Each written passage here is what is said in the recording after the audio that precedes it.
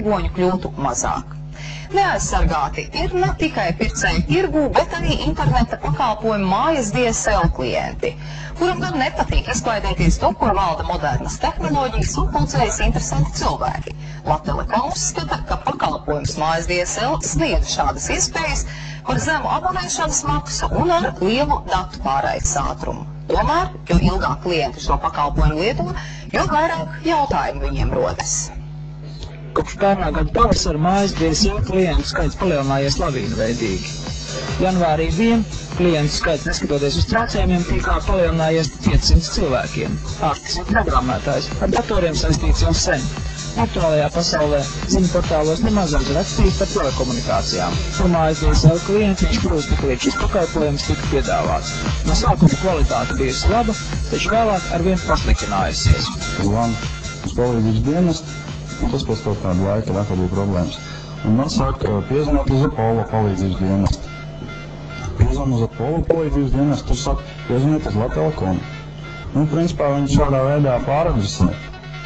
Nesen klientiem nezinām iemeslu dēļ tika slēgta daļas servisu. Izrādās, Latelekom slēdz jau daļu pieeju aizstāvējis klientus pašas no sevis. Tur uzlikt šī te ugunsmūri un tiešām ir nogriezt šo portu.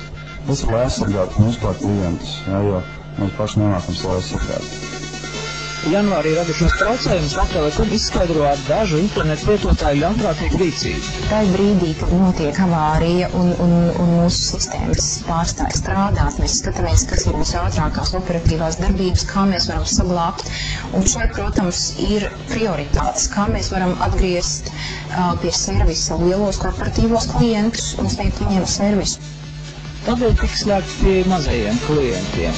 Sabiedrisko pakalpojumu regulātoru pārstāvi ir pārsteigti par to, cik vienkāršā veidā izdevies paralizēt tik lielu telekomunikāciju uzņēmumu kā Latelekom darbību.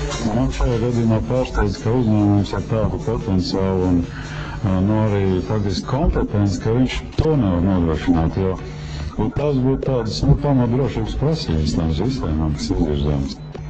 Klienti nevar vērsties pret Latelekom ar pretenzijām par mājas DSL pakalpojumu kvalitāti, jo kvalitātes standarti nav minēti klientu līgumā.